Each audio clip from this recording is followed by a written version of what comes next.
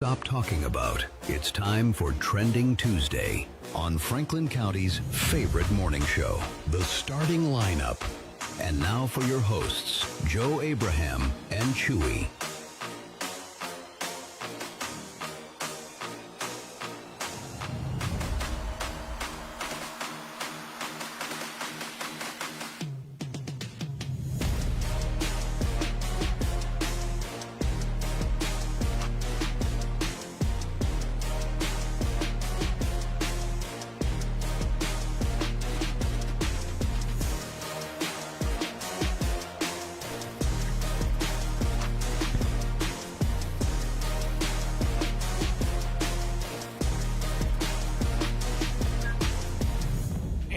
Good morning and welcome into ESPN Radio 1340 1069 WCDT Winchester. It is a trending Tuesday and you are locked in to the starting lineup, which is going to be interesting this morning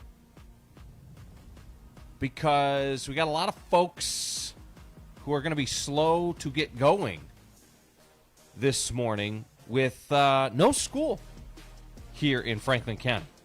Speaking of somebody who's slow to get going each morning, sitting across from me as he is each and every day, despite his better intentions, it is Chewy. Good morning, you Wookie. Good morning, Joe Abraham. How are you this morning? I am tremendous. How are you enjoying the snow? I'm actually quite a big fan. Yeah. I'm enjoying the weather, waking up and it's nice and cool outside, getting that nice rush of cold air in your lungs in the morning. Well, I know that you kicked off early and went to the back early yesterday and was hanging out with Squatch.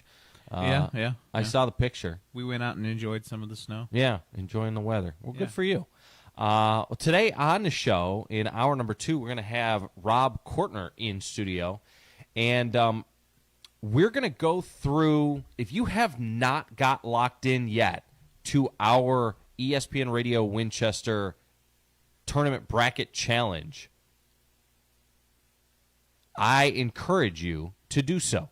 Chewy pinned it over on the Facebook page yesterday, and Rob is coming in hour number 2.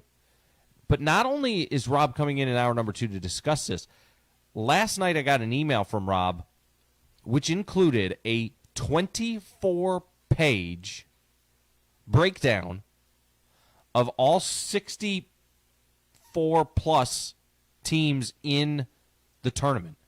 He went through, and I don't know how he put this together. I'm going to question him on it. He went through and he put this thing together, Chewy, and I'm going to maybe need to redo some of my bracket. Yeah. Based off of how hour number 2 went. Now, I have my bracket in front of me, and I'm ready to go. But like I said, I may need to make some adjustments. Well, Brett Crabtree jumped in letting us know how he feels about the snow. He says, cold weather and snow can kick rocks barefoot. Yes, I agree with Brett. I'm glad that Brett showed up. I got worried there for a second. I'm not It's good to see him. I'm not a cold weather fan. It would be, we'd have to we'd have to put an APB out on Brett if he didn't show up early in the show. Yeah. So, also this morning on the show, Chewy, here in hour number 1, Jerry Freeman is going to be in. Jerry is the tournament director for the Tim's Ford Bass Classic. Cool. Which is coming up on April 4th. We're going to talk to him as well. Really? Okay. So it's just right around the corner. Yeah. Yeah, just a couple of weeks away, which means it's time to get signed up. And bass fishing has taken center stage here the past week or so in southern Middle Tennessee.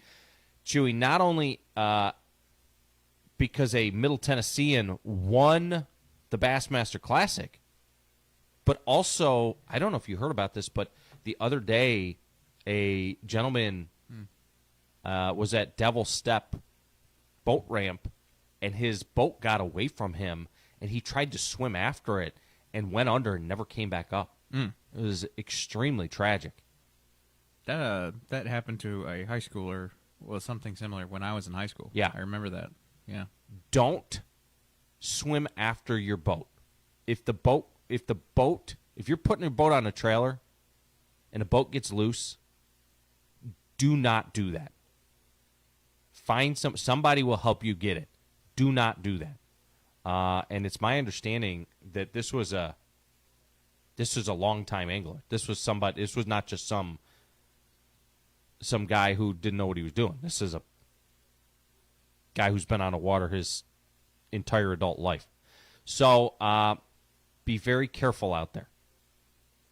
That all being said, the big dog and I will be fishing in the Timms Ford Bass Classic. Really? Yes. All right, well, that would be fun. Fishing it every year. Never catch any fish, but we fish in it every year. We'll go out and practice the day before. We'll catch fish, and then we'll go out the day of, and we won't catch no fish. Just is how it is. Brett jumped in saying, it's nice to know that at least somebody would miss me. Yes. We would miss you, Brett. We would miss you. Well, hopefully, you won't get caught this year. That'll be your challenge. Well, no red crankbaits, that kind of thing. Yeah. I'd rather catch fish than catch myself. I would wear a hard hat if I were you. I think that's a good idea. That would be funny though, to show up to a fishing competition with a hard hat. I think that's an intelligent idea. I've always enjoyed like making baits. Like I watch, like one of like the main channels I watch on YouTube is a guy who does like 1 day baits where he'll like take a block of wood, carve out this like really cool design. Yeah. Finish it, coat it in resin, and then go fish with it in 1 day. That's cool. It's really cool. And it was to the point where I was like, I could do that. So I have 2 blocks of ash on my shelf still waiting for me to get the courage to go and make a crankbait. That's really cool. Yeah. I'd fish with it if you made it. Yeah. All right, so before we get into any Trending Tuesday or fishing stuff, I may also be able to, speaking of fishing, I may get a hold of the big dog this morning. He just got back yesterday from the Bassmaster Classic where Dylan Nutt won the title. But we may get a hold of him before Jerry gets here. It depends on. Jerry said he was running a little bit late this morning, which is okay. We got time. So we got a lot of fishing coming up. We do got some fishing today on the show. But before we get into all that, before we get into the trending stuff, Chewy, today is a very special day. Okay. I think I know why it's a very special day, but I'm going to let you say it. So Crosby turns 11 years old today. 11? He is 11? Yeah. Dang. And somewhere in the last couple of weeks, he has decided that he is now a skateboarder. Listen, I'm all about it. I don't know if you knew this about him. If he Katie told you, mentioned it. Yeah. Yeah. But I am talking like he is making the full transition to skateboarder. Nice, dude. I got transformation. I got so many hand-me-downs I can give him. I got Tony Hawk Yeah. shirts. Man, you know we need to get him to pair of those like skate shoes, those like big DCs. He just got some new Vans. I told you. Yes. He's transitioning. Yes. Dude. Some kids transition to other things. My kid transitions to skateboard. Hey, so him and William got along when we all hung out. Yes. And William is actually a very avid skateboarder. Yeah. To this day, actually. Really? Yeah. So. Well, he needs to teach Crosby a thing or two. Crosby now he's got his Vans.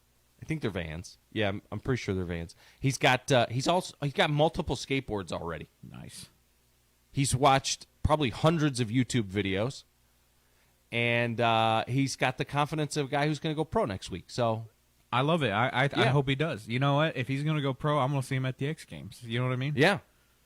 I don't know what it is about kids that age, but there's something special when you're at that 10, 11 years old age and you just go all in on something. Man, it's so cool to see. But he is very much a beginner. He's still working on like staying on a board and his kickoff and things like that. Do you know if he rides goofy or not?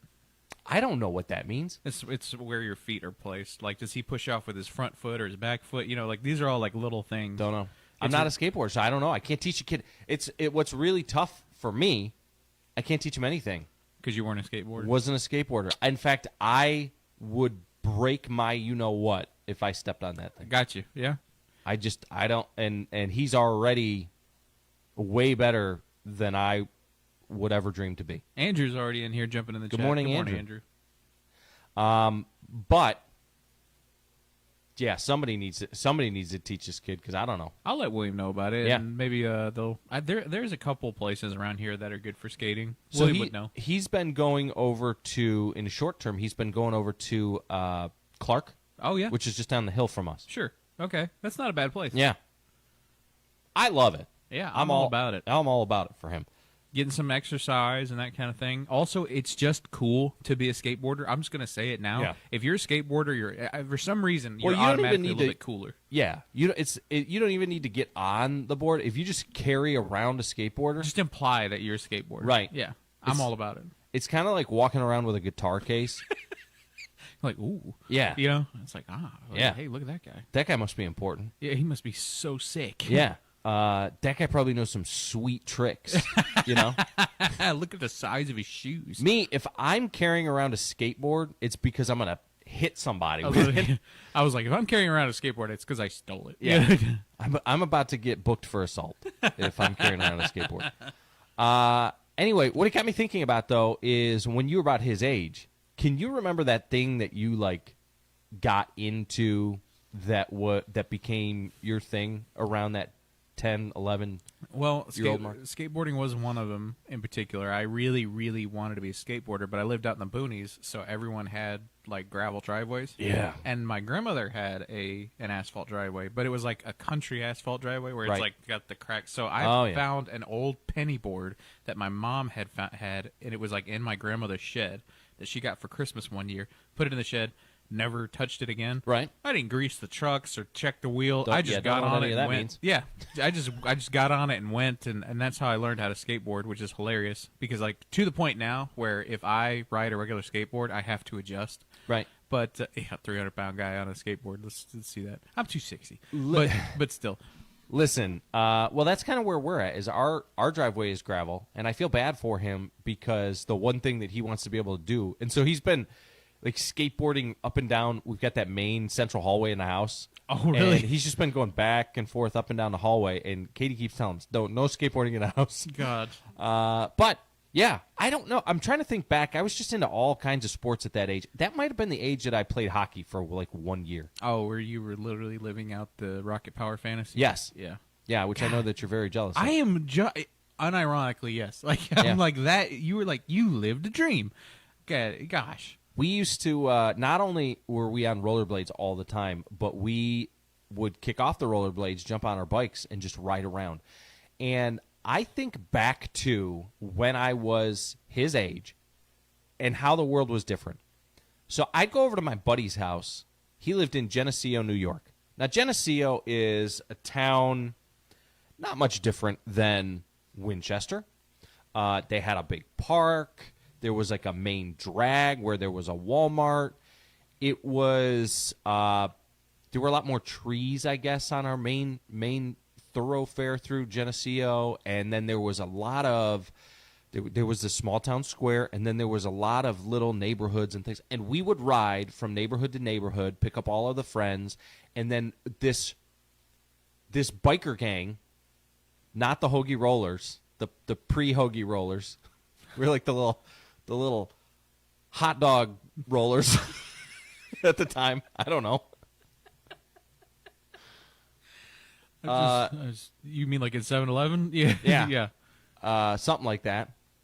You sounded like you were living like you were the last vestige of that kind of childhood. Do you know what I mean? Well, yeah, because what we would do is we'd all ride up to the park, and then we'd pretend that we were in the show Jackass. Oh yeah. Yeah. So that's what we would do. That's probably why we were the last vestige, because that movie started misbehaving whenever y'all left Right. the house, you know? Right. But no, one of the cool things that I remember about this park is this is Western New York, and the parks up in Western New York, again, we're just across the lake, or just across Lake Ontario, basically from Canada. And so we're up there pretty far north, and the parks had areas that they would basically fill up with water in the winter and turn into outdoor skating rinks. Oh, wow. So the basketball court at one park had like curbs around it that they would plug up the holes, the drainage holes on. In the winter, they'd pour water into it, it would freeze over, and it would become a skating rink. And then same thing, it was a little bit different, but they had a big empty field that had like a ditch cut into it.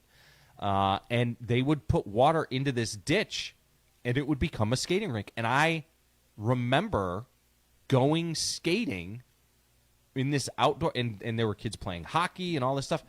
Yeah, we lived Rocket Power. Wow. You lucky. Yeah. Brent says, jealous. didn't we have a skate park kind of thing across the street from Dollar Tree behind where the vape store is now? Possibly. I'm not sure. A skate park, Dollar Tree. I believe there was one at one point that my brother would go to, but I don't think it's there anymore. Are we talking right up here? Mm-hmm. Yeah, that would be before my time. Yeah. Maybe anyway. back in the 90s, 2000s, early 2000s, something like that one. Very, very much maybe. The peak of Tony Hawk's career. Gosh, Tony Hawk Underground 2 is one of the best video games ever made, period. Like bar none. I'm talking about like best video games made. Not just best skating games. Yeah. But that. Let's take a break and Is that a knock at the door? yeah, that was Think a knock Jerry's at our here? door. Yeah. All right, we'll let Jerry in and be back on the other side with Jerry Freeman of the Tim's Ford Bass Classic. It is the starting lineup. You're listening to ESPN Radio 1340, 1069 WCDT Winchester. Looking forward to another very chilly day today. We got some widespread frost in the early mornings. Otherwise, it'll be mostly sunny, but high of only 42 degrees. But our wind chill values are going to be bringing that down between 18 and 28 degrees, with some wind gusts as high as 20 miles per hour. Get yourself a good jacket and stay tuned to ESPN Radio Winchester. This is Dale from Columbus, previously from the Paul Feinbaum Show. Let's check in scissor hands. I'm the wrong guy to ask, but what's the secret to a good haircut? A good haircut makes you feel confident. You know what I'm saying? Yeah. Like, when you get that haircut, you're going to walk out that barbershop, you're going to look in the mirror, and you're going to be like, yeah, that's it. And you're going to tip the barber. The Paul Feinbaum Show, weekdays at 3 Eastern on the ESPN app and on the SEC Network.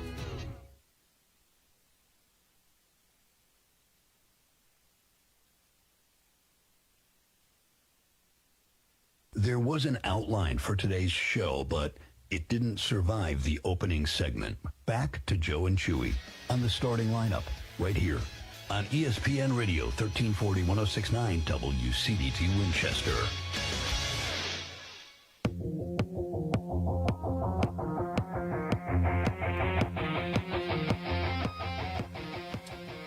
Back here on the starting lineup, ESPN Radio 1340 1069 WCDT Winchester. I am Joe Abraham in studio with Chewy, and we are joined now by Jerry Freeman. If you have not heard, coming up on April 4th is one of the biggest fishing tournaments on Tim's Ford Lake, probably the biggest fishing tournament on Tim's Ford Lake annually. And Jerry is the director of the tournament from over there at the Bass Club. This year, a guaranteed payout of $15,500. And he is in studio with us now. Jerry, good morning. How are you today? Good morning, y'all. I'm just happy to be here. I'll just tell you. Well, we're glad to have you, that's for sure. And for folks who may not be familiar with the event, talk about how big this event has become. I know that it's fluctuated a little bit in size from year to year. Sometimes you've got anglers who watch the weather to see if we're going to have a freak snowstorm like we had yesterday, which we did a few years back. It was snowing. There were flurries out there when the guys were on the water. But all that being said, you guys have had quite a run, and this thing has picked up quite a following. Well, we're very fortunate to have the sponsors that we have, and we're very fortunate about the weather. A couple, 3 or 4 years ago, we had a tornado come through the night before. Wow. And we still had 179 boats. We've been averaging, right on top. Last year we had 189. The most we've ever had was 238. Yeah. And we're just tickled to death that people come out and fish. And we have the good thing about our bass club, when we put on this tournament, there's no walking. Yeah, that's right. And we have this year we're going to have usually have 5 or 6 side by sides. This year we're going to have 8. Nice. And they're going to have the ramp fixed for us. Right. And I think they worked on it yesterday, and they supposed to pour the rest of it today and tomorrow if the weather's permitting. And hopefully we'll get that done. The walkouts, they're supposed to be here on the 24th. And I want to thank Miss Beth Roten for helping get all this lined up for us in the city of Winchester. But if they're not here, Mr. Martin Tyler is going to bring up a boat slip for us. So it's 43 foot long with 2 boat slips in it. If we do not have the walkout, so we got it pretty well set up, hopefully. And of course, we're going, like we do every year, we'll feed you barbecue. We're going to have a lot of gifts. And the gift bag we have is going to have more in it this year than we've had in a long, long time. We're going to have, of course, Budweiser towels. We're going to have crackers and water. We're going to have Icon Baits is new out of Kentucky. Okay. They're going to have some jigs. We've got the Sportsman's Corner out of Tullahoma's. We're going to put some stuff in there. Mohawk Baits out of Vestal Springs is going to put some stuff in there. And we don't have a lot of stuff. And Backyard Baits is going to put some stuff in there. They're out of Murfreesboro. We're going to have quite a bit, and we're going to have also rod socks this year. If you don't know what that is, it goes over your pole, and so you won't get your pole lines tangled up in your box. So I got a couple of those sitting in the trunk of my car right now. Don't ask why. Yeah. From last year, maybe. No, from a couple of weeks ago. So you mentioned, not just the giveaways in the bag and those sponsors who have jumped in to help make that possible, but also, you grab one of these flyers, and year after year, it's a lot of the same sponsors who get in on this thing to make it possible. With Phoenix Boats and Turfgrass of Tennessee, Gillum's Marine, of course, who's been a great supporter of the club, CFC Recycling, as well as Capital Waste Services, and some of these others. But talk about the sponsors of this thing and what they do to make this whole event possible. Well, the Phoenix Boats and Turfgrass and Gillum's and CFC has been with us. CFC has been with us like 3 or 4 years, but CWS, Capital Waste Management, this is their 2nd year, and they're tickled to death. Yeah. They're all over the South, matter of fact. But the sponsors that you don't realize it helps so much is the little guy. Yeah. Not Al White, Bluegill, Farrell's Lawn Service, and you get over there in the list. We got numerous lists of people. Yeah. Them's the ones that really bring us through. The Black Rifle Coffee, A+ Fashioners out of McMinnville. If you need a prop fixed, Performance Propeller, Billy E's out of Saudi Daisy, Tennessee, is probably one of the best prop guys you could get. Thanks for R&R down here, the rental place. They bring us a tent down every year. Yeah, reliable rental. Yeah, they do a great job as well. And the Rolling Bootleg Barbecue, they're going to feed us again this year. And we just hope, and I'll tell you what, 2 major sponsors has been with us throughout the years since I think I've been president around 14 years, and we've averaged right on top of 200 boats. And the key to it is you do not think there's 200 boats in it, because we put you in and we blast you off one at a time, and we weigh you in 25 boats at a time. And like I say, there's not going to be any walking.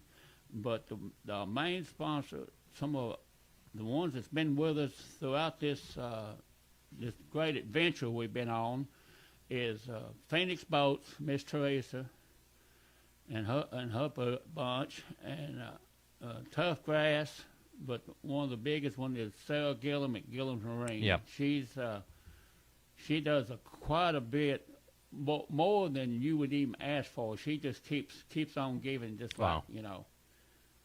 So How long have you guys been doing the tournament? They've been doing it since about 73, 74, 75. Wow. I think back in the day they gave away a bumblebee boat. Wow. A couple of bumblebee boats. I know when I was, I never won no boat. Yeah. And I'm not planning on winning one. I don't use the one I have much, but it's the greatest thing. You can come out and fish, and most people at the age 40, 45, 50 and on up, they don't like to walk much. Right. And so we've taken care of that. And the Tennessee Wildlife, they're going to be there with the two big tanks, and they put in about 300 per boat. Per tank. And we also, when we get through, when they swap them out, they go around the lake and put them at different ramps and let them go back into Right. the lake. So and I'm proud to say, in the last 7 or 8 years I know of, that we have not lost a fish. Yeah. So, That's what's always impressed me here in the recent years is you have that many fish that are brought in, and the ability to protect the fish and the fish population in a tournament this big is extremely important, and they do a great job with that. Yes. But I myself cannot. I'm just like I tell the boys on the in the bass club. I'm not the main guy. I'm just a bus driver. Right. So it takes all of us to do what we have to do, and hopefully we'll have it. I want it more organized and more perfection every year. And this year, I hope we had a great one. The last 2 or 3 has been really good, but I want this one to be the best. Right. Well, I'm really looking forward to, because it's going to put that new boat ramp to the test. Right off the bat, Chewy. They're supposed to finish it up, and this thing's like right on its heels. Yeah, right? that's what I was wondering about.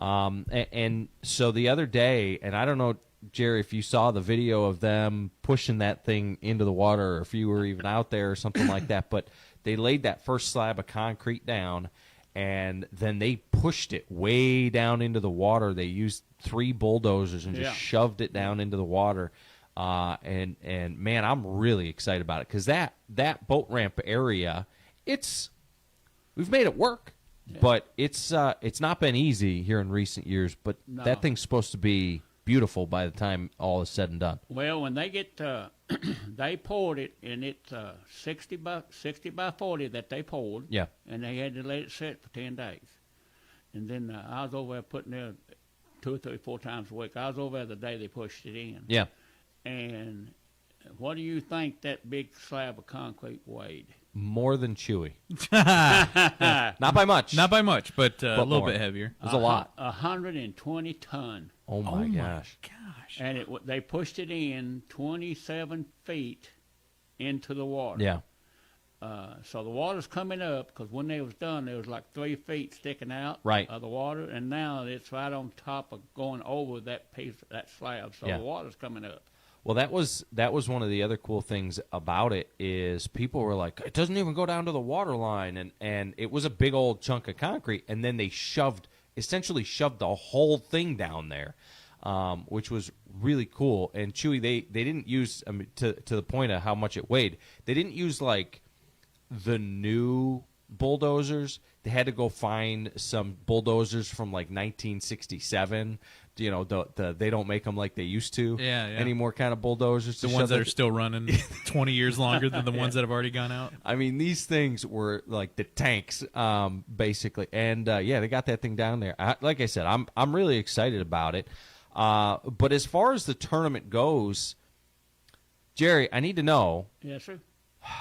Be honest with me. What's it going to take to win this thing? Because I got to figure that out. Oh. First, I got to catch some fish this year. Yeah. But once I do, I got to know. It varies so much from year to year, depending on where we're at weather-wise. Well, everybody. Here's the whole. here's the kicker about it all. Everybody wants the last boat. Yeah. And of course, boat 1 weighs in at 3 o'clock. Boat 100 weighs in at 4 o'clock. Yeah. Okay, so everybody wants that last section. But if you go back over the past 10 or 15 years, some people in the top 25 has won it. Some people in the top 75 has won it. And some people in the last Towards the end. 150's won it, and Right. then some people in the last boats has won it. So it's just you got to be at the right place at the right time. And Right. I'm thinking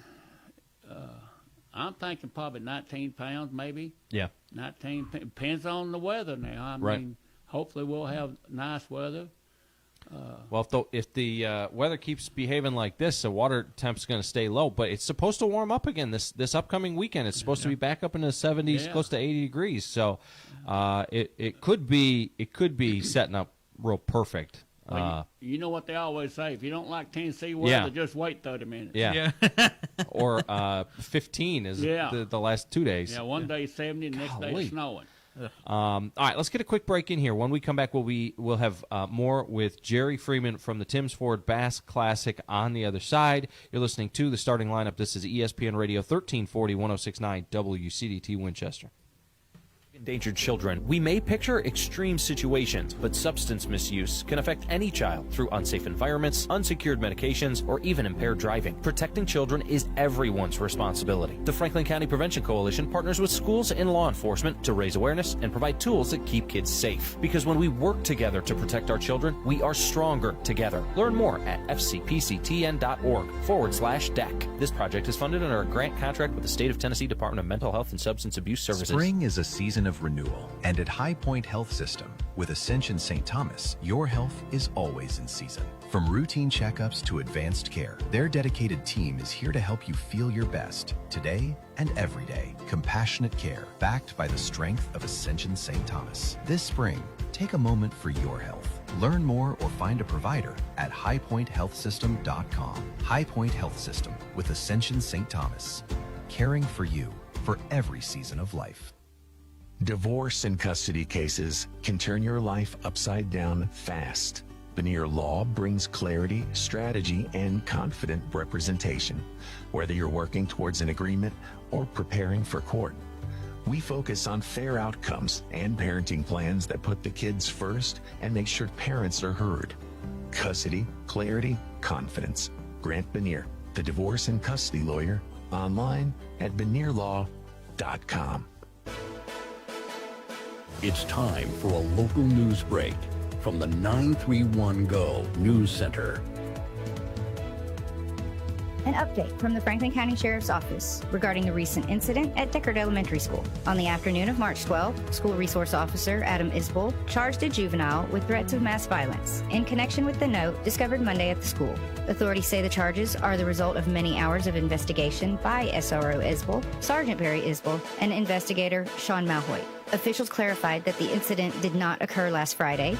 The note was found Monday and referenced a possible event to take place this Friday, which led some to public confusion. The sheriff's office stated that while certain details cannot be released, including the juvenile's name and specific security measures, enhanced security has been in place throughout the investigation. Law enforcement says the matter has been thoroughly investigated and handled, and they continue to encourage the community to report any additional information directly to their office. In other news, the City of Winchester has been awarded a $25,000 Tennessee America 250 grant from the Tennessee Commission for the United States Semi-Quincentennial. The funding will support Lighting the Legacy, Tennessee 250, a 4th of July 2026 heritage celebration at Winchester City Park. The event will commemorate 250 years of Tennessee and Franklin County history with daytime educational programming, historical exhibits, community storytelling, and cultural presentations. The celebration will conclude with a patriotic fireworks display honoring the region's legacy and future. The grant process was highly competitive with 365 applications submitted statewide. A total of 194 grants were awarded across 73 counties.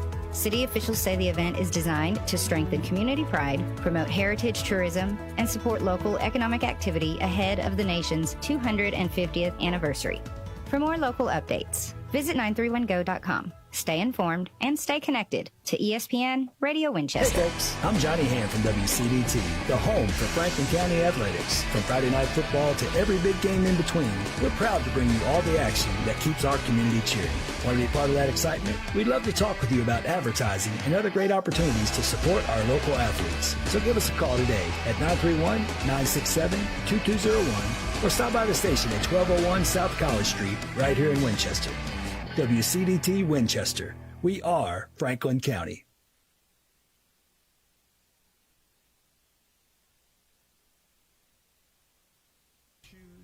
More Courtney Funeral Home. Well, they're a fifth-generation funeral home taking care of the people of Franklin County since 1905. They're committed to serving you, dedicated to providing personalized, professional, compassionate service to help lighten your burden and help you out during these difficult times. More Courtney Funeral Home, 300 First Avenue Northwest in Winchester, 967-2222. More Courtney Funeral Home. We apologize if this is your first time, but yes, unfortunately, this is normal. You're listening to the starting lineup on ESPN Radio 1340 1069, WCDT Winchester.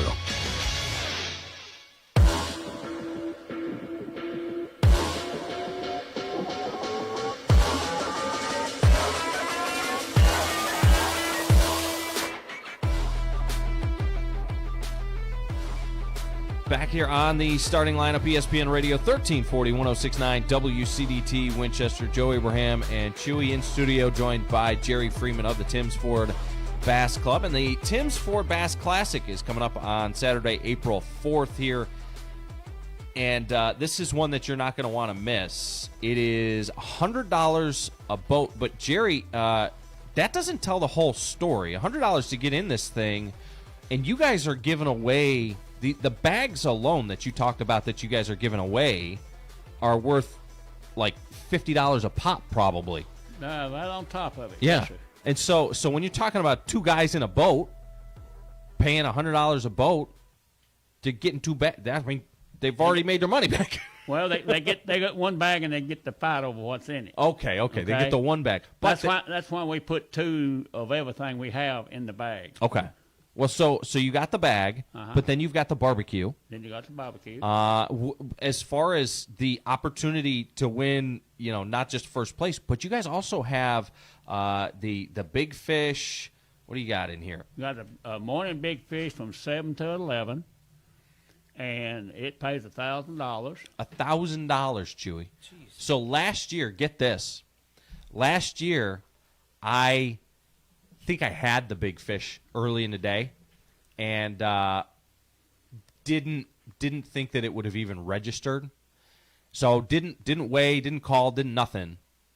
And we get back in, and they're like, "Oh yeah, it was like 3.5 pounds or something like that. It would have won probably by like a tenth of a pound or something like that." And You just didn't bother to check. And because you got to come all the way back in. No, you don't. Okay. Well, excuse me. Here's a kicker to that one. If you're down by 5 Points or down by the state park, and we were all the way. If you're down by the dam, and if you can call me, if you get phone service, and you can call me and you ask me what the big bass is, and I'll tell you. And if you think yours is bigger, then bring it up there. Yeah. Then when you bring it up there, before 11 o'clock, if you're not inside the buoys, it's a DQ on that. Right. And then if it weighs and it takes over, when you weigh it, we take it. Yeah. We take it, and we give you a weigh slip, and you'll get to weigh in 4 that afternoon instead of 5. But that fifth one would be that fish you come up there. Yeah. And it's just like last year, the young man that I don't even know who won it, but he had like a 5.5 smallmouth. Right. In the afternoon, and he won the big smallmouth pot. Also, he won the big largemouth pot because he was biggest fish of the day afternoon. So he won $1,500 on one fish. Right. Wow. Yeah. In the morning time, I had, and I can't remember what it was, but I had, and when we came back and we asked, what was the big fish in the morning, and when we weighed mine on the boat, that's the other thing too, is when you're using a scale on the boat, sometimes they're not they're not very accurate, but mine was like, it was a little bit heavier than what they said. Could have put $1,000 in my pocket. Would have been worth making that trip back. But we were on the other end of the lake. Oh, well. Anyway, okay, so for folks who want to get registered in this thing, Jerry, how can they go about doing so? I know that you got these flyers placed around town at some places. I saw one over at Loco just the other day when I popped in there. So they can certainly pick up a flyer if they find one. But how can they get registered to fish in this thing? Okay. Well, when we received these, we got some envelopes, and we put all the names. We mailed out 430 of them. Nice. Okay. But now, if you're local or you're around Tullahoma, Manchester, whatever, you can get some at Gilliam's Marine on Cooks Road, or you can go by and get them at the Sportsman's Corner and see them. And they have them. They're also putting stuff in the bag. Right. So they've been very helpful. Everybody's just been over backwards to help the Classic. 'Cause we donate a lot of money to high schools and charities, events, and I think this past year we give some money to an organization that bought bicycles for underprivileged kids, and I think we end up buying like 75 bicycles to give out to kids. Wow. Well, and two, I mean, you mentioned, the youth. I got to tell you, as far as the young fishermen go, that's the group that I'm worried about that I can't beat in this thing. The kids nowadays are insane, and they come up there and they got their uniforms on and all the things, and I'm like, oh, I lost. Immediately once they get up there, I'm like, yep, they got me. But talk about how youth angling has grown so rapidly here in recent years. Well, that's something that I've, when we was in high school, they didn't have none of that. Now, when I was in high school, they didn't even have volleyball. So. Right. But anyway, they, I think they had a tournament a couple of weeks ago on Thames, and they had 198 boats. And the Franklin County junior team, they're going to come down and help us in the afternoon clean up and stuff like that. Right. And so we're happy to see them out. And if you fish with a underage child on the age of 18, of course, the parents will have to sign. There's a slip on here. You'll have to back on the back. You'll have to sign a waiver for you to fish for that son or daughter, whichever. And but it amazes me how much people will go out and spend all kinds of money to buy a boat for the kid to go fishing in, and then next thing you know, he don't want to fish no more. Yeah, or they turn into Dylan Nutt, who goes on and wins the Bassmaster. One or the other, right? Yeah, 66-something pounds. Jeez. God. But he had a secret bait, they tell you. Oh, yeah? Yeah. And he told about it yesterday, I think, on a program. But that kid and his brother won the college. Yeah. Well, the last time I went fishing with my father just a couple weeks ago, and I don't know if you heard this story, but he hit me in the head with a red lipless crankbait, and it stuck in my head, and it became a whole thing. Chewy, he can't weigh me in if he catches me. But if how much for a 6-foot Italian? Yeah. But maybe I'll take you out there, Chewy, instead of going with him. Maybe I'll take you out there. We'll get you a little Minnie Mouse rod and reel. Is spearfishing allowed in the Tim's Ford Bass Class? No, sir, and neither is live bait. Okay, all right. And we do give a polygraph test. Yes, there you go. Yeah. Okay. Well, and that's one of the things too. I mean, that has kind of taken center stage here as of late with fishing tournaments across the country. And it always makes big news in the fishing community when one of those guys will do something that, they'll stuff weights down a fish's gullet or something like that. But you guys make it a priority. Again, you talked about the fact that you're not losing fish, the polygraph test. But one of the other things I would say, too, is the tight-knit fishing community here in the region. Everybody knows each other. And what I would say is for the most part anyway. What I would say is if you pull something like that, you're not going to have to worry about the law. Yeah. Right? No. These guys will take care of them themselves. When you bring your fish up out of the bag, we'll dump them in that white bucket, that white bath thing, and we'll check them. And what normally 99% of the time the boys are supposed to do is rub their hands over their stomach, make sure there's nothing in it. Yep. And we have probably about 20 questions that Mr. Sawyer, he's our he's a polygraph guy out of Nashville, and he gets a line of questions every year, but he also throws in a bunch from what we have to ask for. Right. Brett Crabtree is questioning the validity of my 6-foot comment.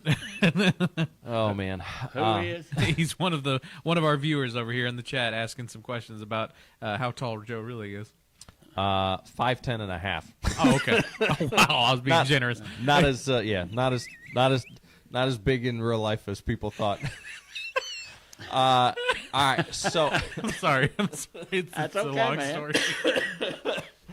But the go ahead. The other sponsors we're talking about, a lot of them is Building Supply, Bubba. Yeah, he's gonna bring the side by side down, and Pioneer. I think they Pioneer motorcycles. They're gonna bring maybe something over to look at, and may even give us a couple to use. That Pick and Pay at CFC. Right. They've been a sponsor now for about 3 or 4 years, and so it like I say. It takes all of them, and it takes the ones that really help us is the ones that is in the middle of the book, it's in the list. Right. You know, Freddie Palmer's air conditioning, Crabtree, you're talking about Crabtree just a second ago, Crabtree Pest Control. Yeah, Freddie's another guy who's going to beat me. But they're all over, and I can't think, we have members from Murfreesboro. Yeah, comes up. Well, and not only just because it's a great lake to fish, but also because it's a great event. You guys do a really good job putting it on. And I'll tell you what, Tom and I fish at tournaments all over the place. Mm-hmm. From Gunnersville, we were over at Chick a few weeks back, and we fish at tournaments all over the place, and it is put on as well as any of them. And you guys, too, we talk about the first place prize is $5,000, second place $2,000, third place $1,000, plus you've got the big fish awards and other things like that. But you guys pay all the way down to 20th place. Yes, sir. That's always been my goal, is to get in the money. And it seems to continuously elude me. But maybe this year is the year. All you have to do is just throw it out there. Yeah. Yeah. That's what they tell me. Katie Sounds says, like a skill issue. Katie says, how hard can it be? Really? Yeah, that's what she says. Me and Katie need to have our own team. Yes. Like a canoe. Yeah. Years ago, I'll tell you this little story. Years ago, I took my son fishing. He don't like fishing much. It was a Sunday afternoon. We went down to Normandy. First time he went fishing, he said, "What about my license?" I said, "Don't worry about it. I know the game warden. If he gives you a ticket, I'll pay it." And so we're fishing up this creek, and we're throwing spinnerbait. And I said, "Son, come on up here and fish with me, and we'll parallel this bank." He said, "No, Daddy, you just go right ahead. You're fine. I'm fine back here." And I'm staying off the bank. Well, 5 minutes later, he throws the spinnerbait up on the bank, and he pulls it off, and he ended up, he caught a 7.8 largemouth. Oh, my 7 gosh. pounds, 8 ounces. And he fought that thing for a few minutes. We got it in, and we weighed it, took pictures, and he let it go. It was full of eggs. And he come up there, and he put his arm around me. He said, "Daddy, this fishing's easy. I don't know why you don't win all these tournaments you fishing. This is easy." Did you throw him in the lake? I thought about it, but I'm just glad he caught it instead of me. That way he felt better about it. Oh, man. That's one of the things, too. My father and I, when we go out, man, it tickles him more when he puts me on the fish. I mean, he's been doing it his whole life. But it's special when we go out there together and just get to spend that time together. And that's one of the things, too, is, we went for a long, long time. I mean, from the time I was about 10 to just a few years ago, where he did not have a bass boat. We lived in Florida for a while. He got rid of it. Life got in the way. It was tough to find the time, right? And then he finally, made it a priority, and he and I use it to spend time together. Now, I don't like to talk. I just stand there, and that's us spending time together. But man, when you get one on, and you got your father on the boat with you, or you got your buddy on the boat with you, man, it's so much fun. And I encourage folks, if you haven't had a chance to fish in this thing, grab your old man and get on the lake and do this together. You guys will have a great time. It's a great event. Go ahead. All you can get your wife or girlfriend to fish. Yeah. Oh, that would actually be a lot of fun. I should get Tori to fish. And then I had a friend pass away last year, and been friends for 40-something years, right. 50. And there's no telling how many times me and him went to check over Nickeljack or Woods or Tim to fish. Yeah. He loved Nickeljack. Yeah. And you can't take that away from me. Yeah. That's make the memories now, because when you get older, it's hard to get them. That's it. That's exactly it. $15,500 in guaranteed payout. First place wins $5,000.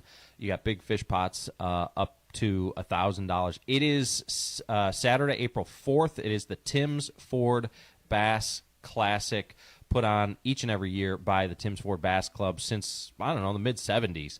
And it's coming up here in just a few weeks. So I encourage you, go check them out on Facebook as well. If you want more information, the flyer is actually up on the Timms Ford Bass Club Facebook page. We will share it over to our page as well. And again, Mr. Jerry Freeman, thank you so much for popping in this morning and joining us on the show. Well, thank you so much for having me. And come on, whether you fish it or not, come on down and watch the weigh-in and have some barbecue with us. That's a great point as well. It's really cool to see these fish weighed in. And Chew, we got to get you down there. You might appreciate it's just like whatever boat number you'll be. 25, 50, 100, 150, whatever. All you have to do is when you weigh you a fish and get your boat out of the water, you just go to the barbecue guy and you just say, my boat number's 25. They check you off the list. 175, and he'll look down the name list and he said, okay, you're so and so. Here's your barbecue. Yeah. Not bad. Chewy's in. I was already in. Yeah. All right, it's good barbecue. I got to get a boat, but I'll get there. All right, brother. Well, I appreciate you so much, and we will talk to you again soon here prior to the Classic. We'll get you on one more time here in the coming weeks and see how the progress is coming along over at the ramp and things like that. And again, I encourage folks, go on over to the Facebook page, Facebook.com/Timms Ford Bass Club, and you can find more information about it. We'll be back on the other side to wrap up hour number 1. This is the starting lineup. ESPN Radio, 1340, 1069, WCDT Winchester. Why choose More Courtney Funeral Home? Well, they're a fifth-generation funeral home taking care of the people of Franklin County since 1905. They're committed to serving you, dedicated to providing personalized, professional, compassionate service to help lighten your burden and help you out during these difficult times. More Courtney Funeral Home, 300 First Avenue Northwest in Winchester, 967-2222. More Courtney Funeral Home. Got a project to tackle or a party to plan? Skip the stress and rent it instead at Reliable Rental in Winchester. From tools and heavy-duty machines to chairs, tables, and event essentials, they've got what you need to get the job done right. Whether it's work or a weekend celebration, Reliable Rental makes it easy. Stop by 2433 Deckard Boulevard in Winchester, or check out everything they offer online at ReliableRentalFC.com. Reliable Rental. When you need it, they've got it. When life hits you hard, you need someone who will stand up and fight back for you. Andy Davis, attorney at law, serves Southern Middle Tennessee in personal injury, criminal defense, family law, bankruptcy, and more. Call today to set up your free consultation, where you'll get clear answers, honest guidance, and a plan built around your needs. Online at southerninjurylaw.com. This is an advertisement. Andy Davis, attorney at law, responsible for content. No representation is made that the quality of legal services is greater than that of other lawyers.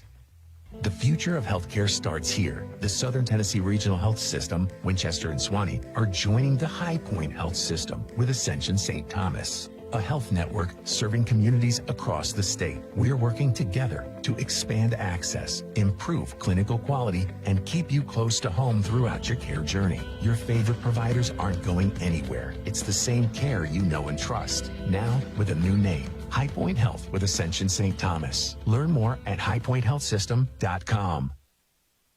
Looking to make a difference in Franklin County? The Franklin County Prevention Coalition works every day to build a safer, healthier community, free from substance misuse. Through education, outreach, and strong local partnerships, they empower parents, schools, and leaders to prevent addiction and support positive choices. From youth programs to community events, the coalition is here for you. Learn more or get involved today at fcpctn.org. Together, we prevent. This project is funded under a grant contract with the State of Tennessee Department of Mental Health and Substance Abuse Services. Farmers, gardeners, and homeowners. Franklin Farmers Co-op in Winchester is your one-stop shop. From top quality feed and seed to fencing, equipment, and even pet supplies. We have everything you need to keep your farm or home running smoothly. Our knowledgeable team is here to help you every step of the way. Stop by Franklin Farmers Co-op, conveniently located at 2229 Deckard Boulevard, or give us a call at 931-967-5511. Franklin Farmers Co-op, rooted in your success, growing with your community.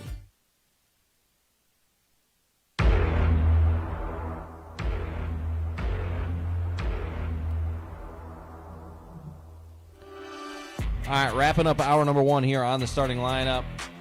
There's a couple more things as we send Mr. Jerry Freeman on his way this morning. There was a question in the chat. Bootleg Barbecue is who's taking care of the barbecue this year. That was Lambo saying good morning from Forkland, Alabama. Hey, good morning, Lambo. Lambo is riding around in the Hoagie Roller trailer. Oh, okay. Yeah, his new trailer. Cool. So also, Jerry mentioned that registration by number is actually done in the order of the way that folks send their registration in. So depending on how early you send it in, that's where you're going to land in the lineup. Is that correct? That's correct, yes. So the sooner you send it in, the lower the number that you're going to get, which I always like going off early because you get to the spots. But there's a lot of guys who like to go later. It just depends. People have weird preferences. Now, the other thing that you can do is you can also, from 4 to 8 on Friday night, the night before, you can also register the night before. You can go up to the Bass Club as well if you've already registered, and you can pick up your bag. You can get your T-shirt, all your things. That way you don't have to wait in line on Saturday morning. We can just focus on getting as many boats in and out of the water as quickly as possible the morning of without people having to register the morning of. That is my preference is, you get signed up on all the things as early as possible, and then you just go pick up your stuff and make sure you're good to go Friday the night before. But if you're a procrastinator and you want to wait till the last minute, you can show up the morning of and register the morning of as well. Yes, sir. Yes, sir. And on our you mentioned T-shirts. Our T-shirts this year is going to be a little different. Yeah. We're going to have, since this is the 250-year anniversary of the United States of America, we're going to have over your pocket, where you normally have a pocket, of course, our T-shirts never had a pocket on them, but we're going to have a 4x4 American flag with an eagle coming out of the American flag celebrating 250 years. Yeah. And it's all going to be in color. That's cool. And they're going to be $15 a piece, or two for $25. Very cool. So cool. That's a good looking shirt. Yeah. Sounds like. And it's going to be gray. Yeah. All right. So so again, if you want to get registered, I recommend. If you want to get a low number, I recommend you get registered ASAP. If you want to wait till the morning of, that is your preference. Like I said, a lot of people, Chewy, they'll wait to see what the weather is going to do before they sign up. Listen, regardless, one way or the other, even if you decide not to fish in the thing, the $100 goes towards supporting the Bass Club, and they support great local causes as well. So either way, get signed up. That's my recommendation. Support the Bass Club and what they're doing here in and around our community. All right, we'll be back with hour number 2 here in just a moment with the Pledge of Allegiance. Well, no, we're not going to have the Pledge of Allegiance from Deckard because their school is canceled today. Oh, okay then. So we'll be back on the other side with hour number 2. Rob Kortner's going to be in studio with us to talk about March Madness. You're tuned into the starting lineup. This is ESPN Radio 1340 1069 WCDT Winchester. Hey, Rebel Nation. Dr. Orr and the caring team at Winchester Family Dentistry are proud to back every Franklin County athlete this season. From first-grade flossers to varsity veterans, we believe healthy smiles build confident champions. Whether you need a routine cleaning, a last-minute sports card, or a full smile makeover, we've got you covered right here in Winchester. Call 931-967-4143 or visit WinchesterFamilyDentistryTN.com to schedule. Winchester Family Dentistry, keeping Franklin County smiling one game at a time. Looking for a reliable car at an affordable price? Stop by Money Down Motors here in Deckard. We specialize in quality pre-owned vehicles with low down payments and flexible financing options. No matter your credit history, drive away today with a car you'll love and a payment plan that works for you. Visit us at 1945 Deckard Boulevard or call 931-962-3404 for more info. At Money Down Motors, LLC, your ride is waiting.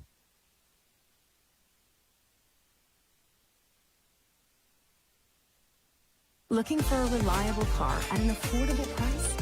Stop by Money Down Motors here in Deckard. We specialize in quality pre-owned vehicles with low down payments and flexible financing options. No matter your credit history, drive away today with a car you'll love and a payment plan that works for you. Visit us at 1945 Deckard Boulevard or call 931-962-3404 for more info. At Money Down Motors, LLC, your ride is waiting.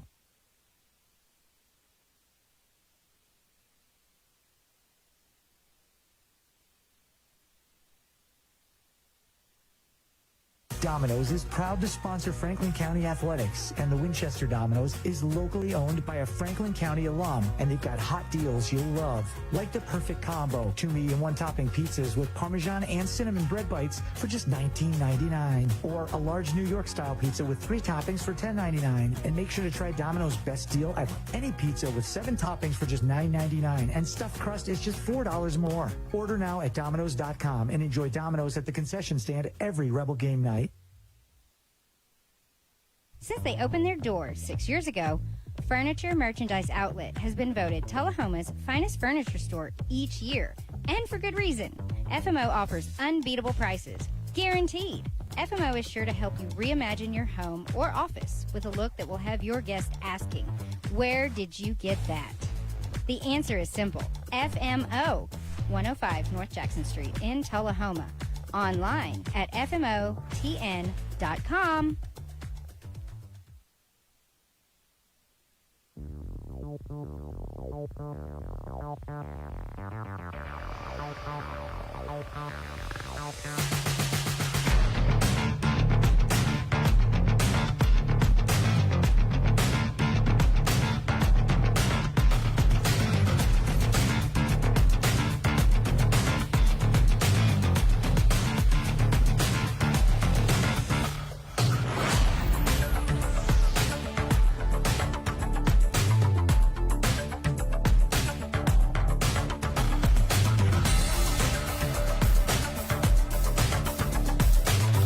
Oh, my goodness.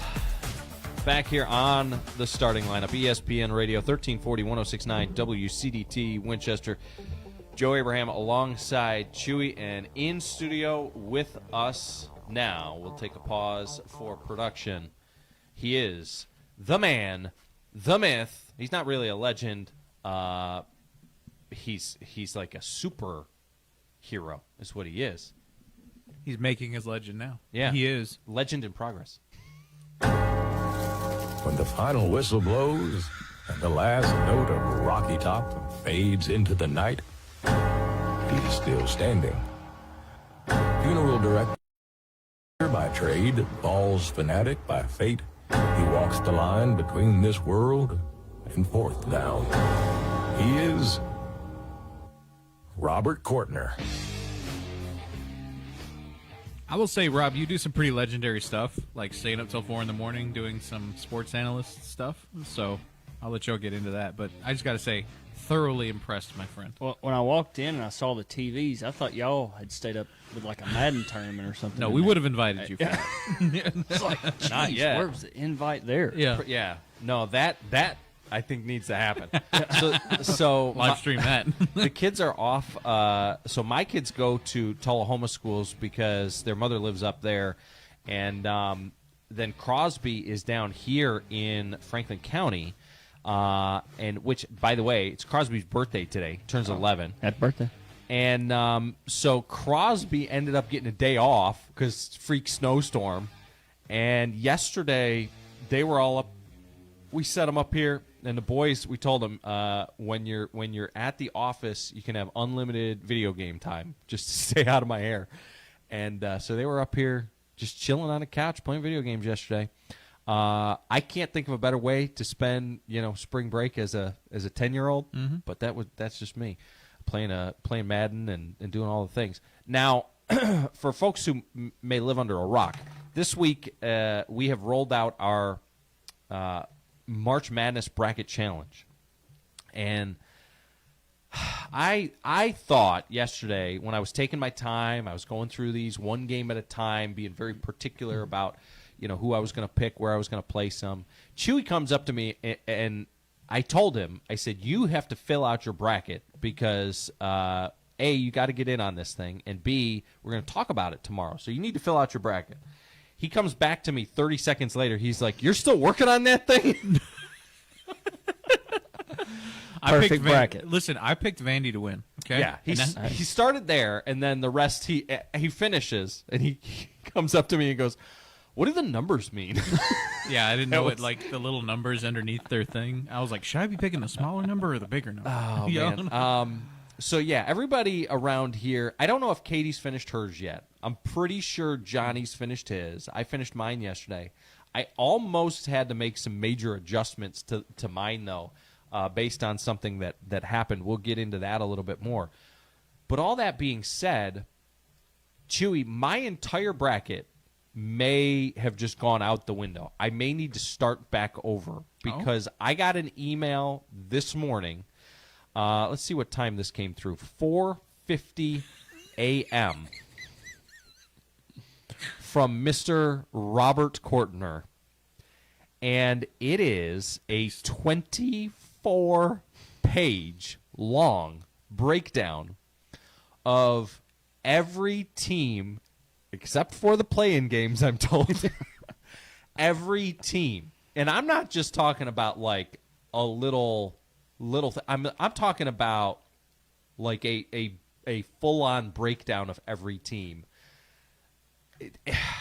Rob, I think you have a problem, my friend. Well, what I wanted to do is hopefully we'll be able to share that with the listeners. I wanted to give them an opportunity not only to see the full net rankings, because all this information is in different places. And it's so hard to look at 6 different sites when you're filling out your bracket. I said there needs to be somebody that puts all this together for people to that don't really watch basketball till later in the year. Kind of some information there.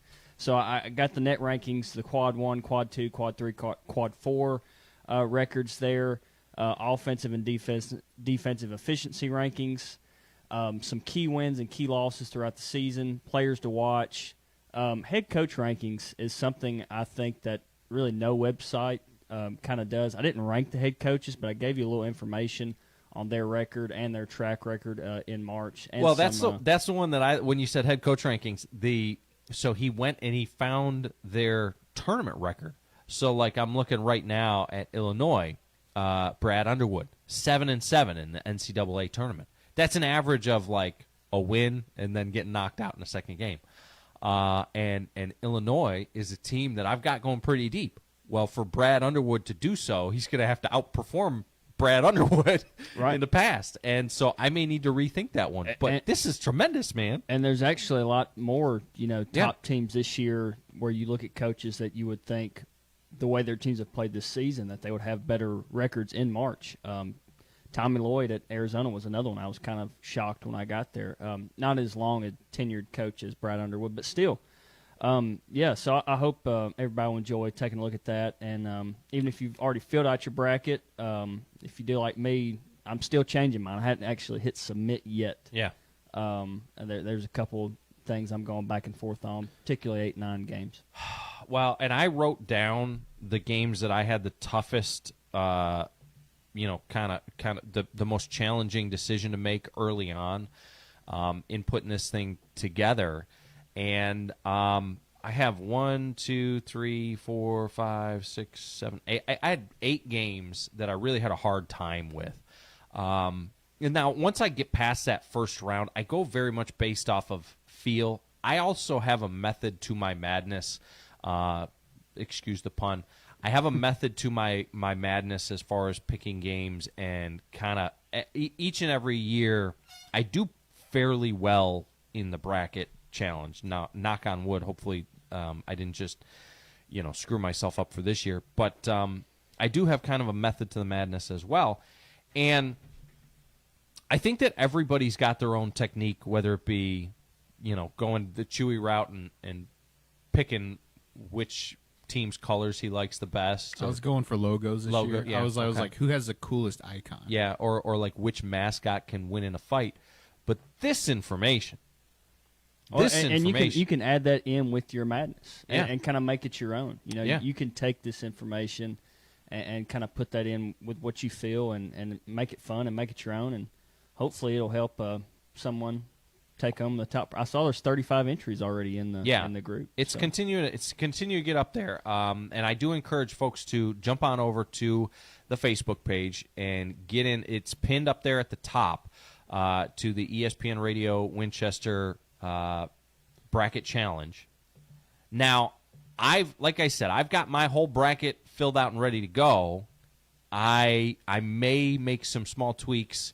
I like to stay kind of with my feel, with what my jellies tell me. But all that being said, as soon as I finished my bracket yesterday, I come across, it comes down the pipe, this whole situation at the University of Alabama. Did that change your bracket, I guess? For me, it didn't, but I wanted to get your thoughts on it. And be careful how you answer, because Brett does have his pen and paper out, he says. Okay. So, well, it did for me because it lowered their ceiling a little bit for me.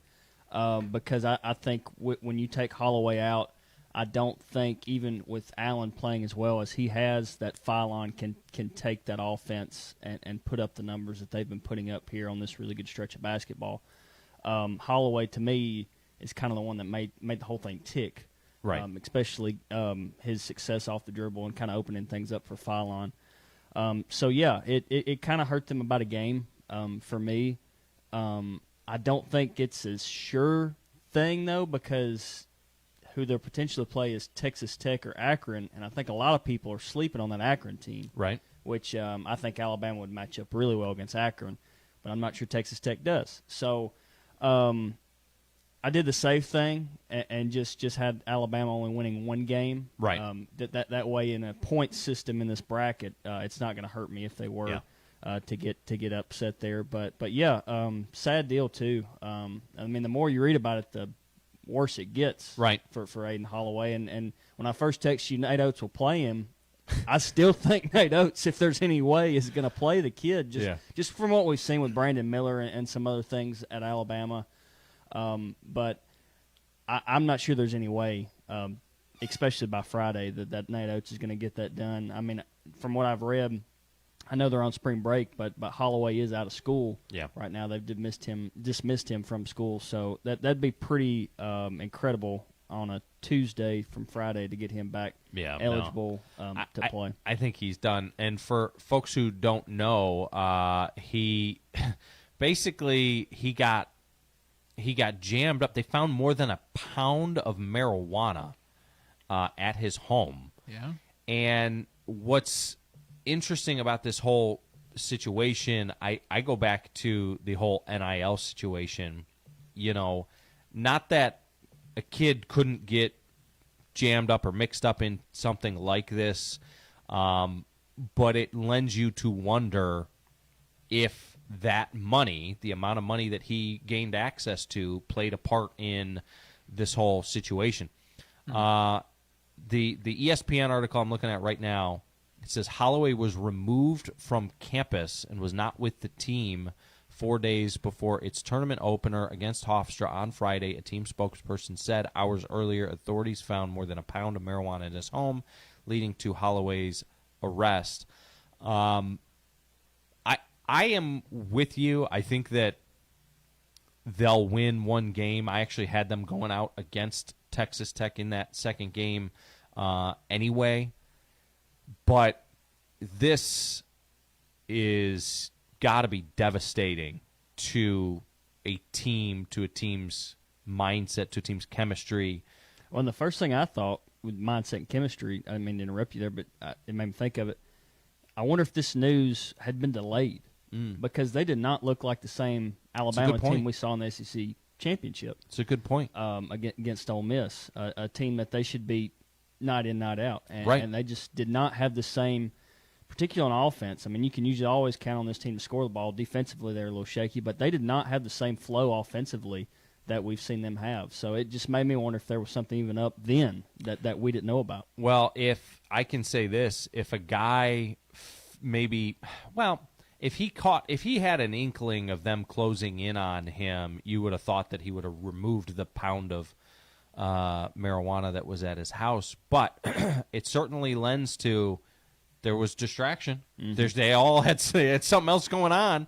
You know, if that's what he's got going on, then it certainly lends to. But going back to their offense and things again, I'm with you. I think that so much of it ran through what he was able to do in terms of distributing the ball and off the dribble and things. I still have them winning that first game, but I have them going out from there, and I think that that's the end of the conversation for them.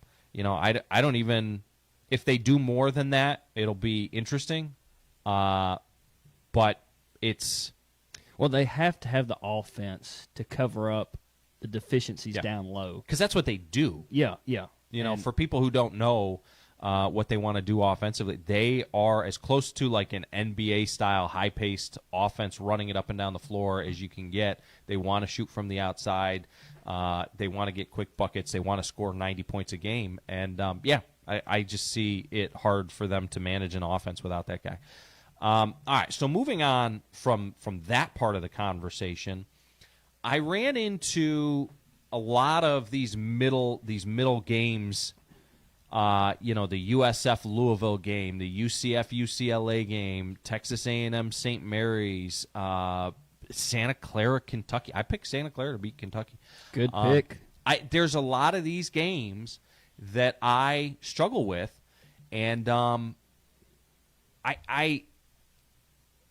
think that early on, my suggestion for listeners would be, and a lot of listeners try and pick the major upset. They try to, who's going to knock somebody out. And I tend to shy away from trying to find that one. I'd rather miss the major upset, but have the most teams left in it towards the end than try and hit some, out of left field 13 seed winning, who is likely, even if that happens, is likely going to get beat in the second round anyway or something along those lines.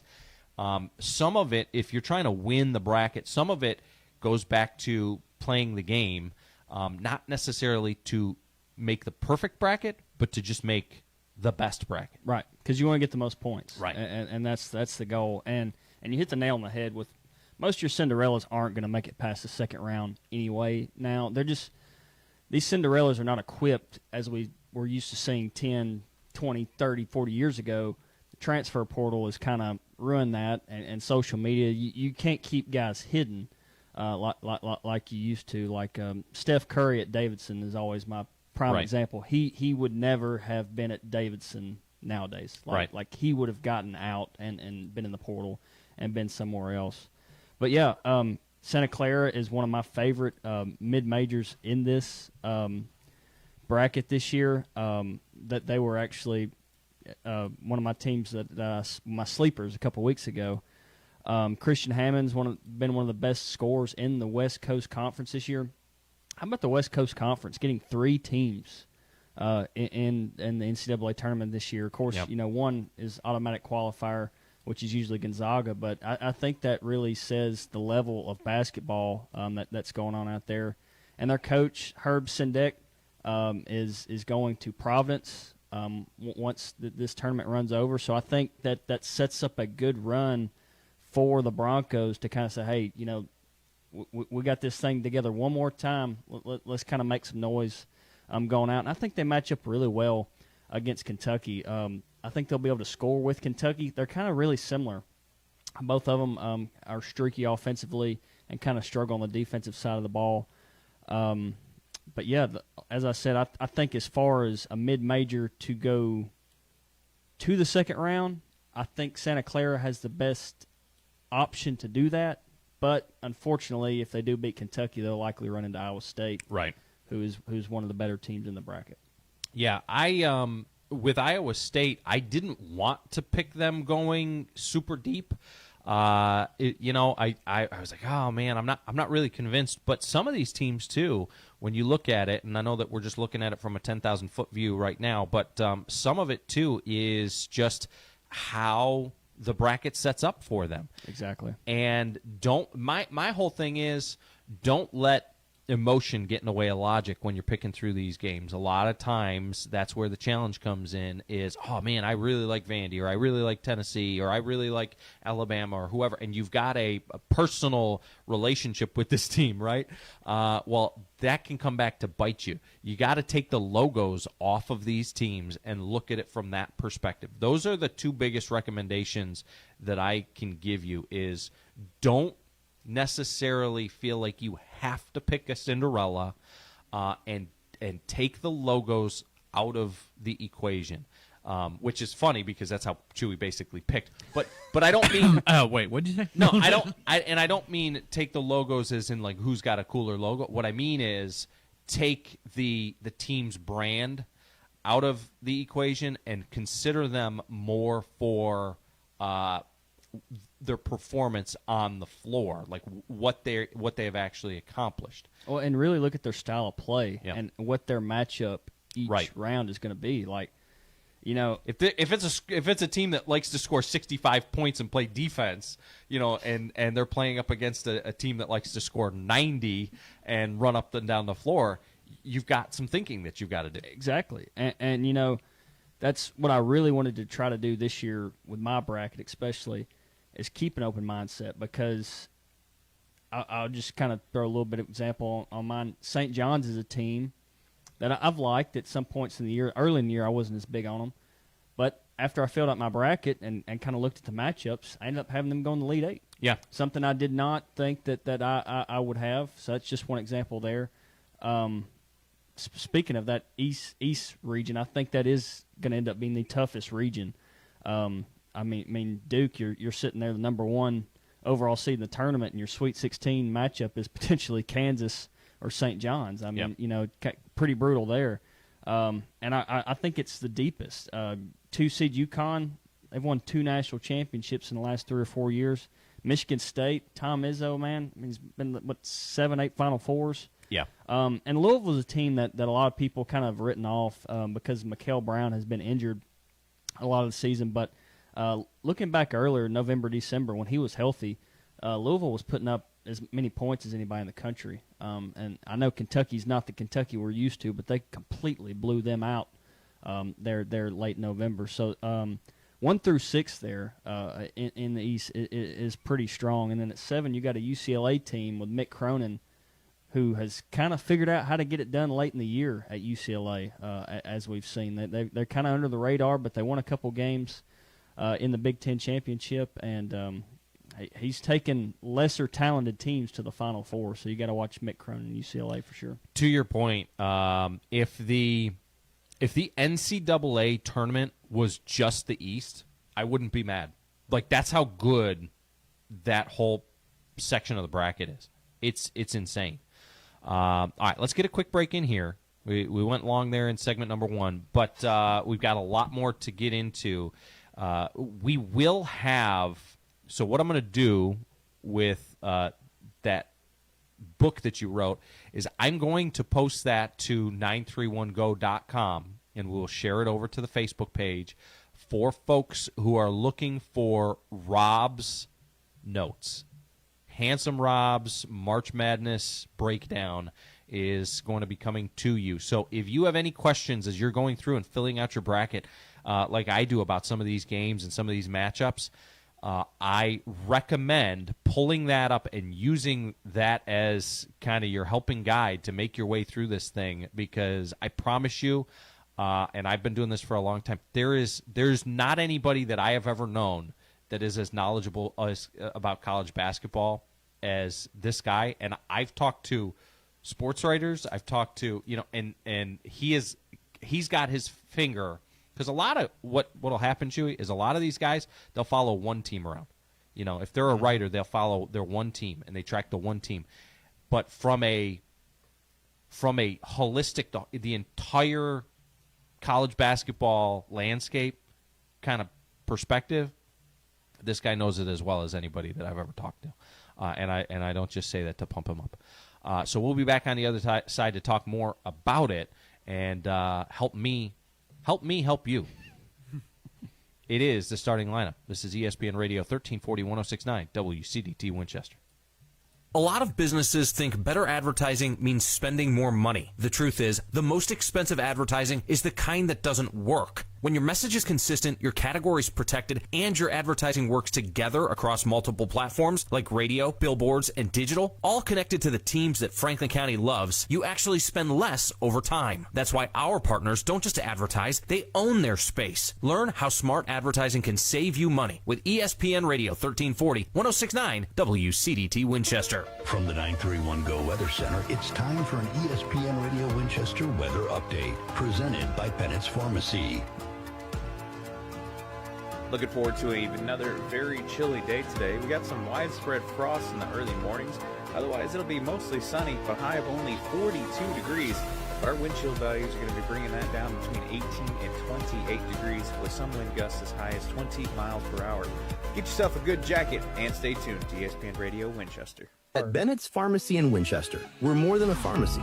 We're your partner in health.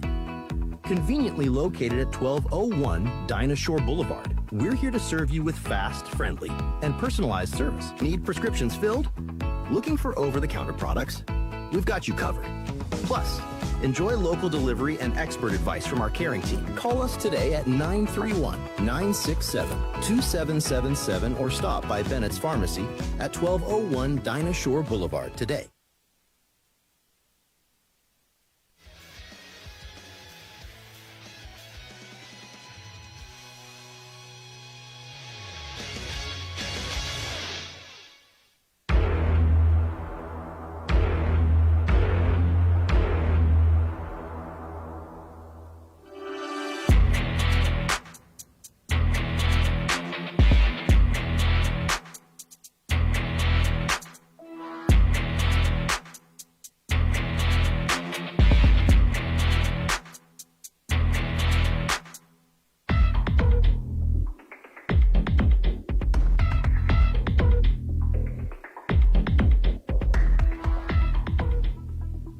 Back here on the starting lineup, ESPN Radio 1340-1069 WCDT Winchester. Oops.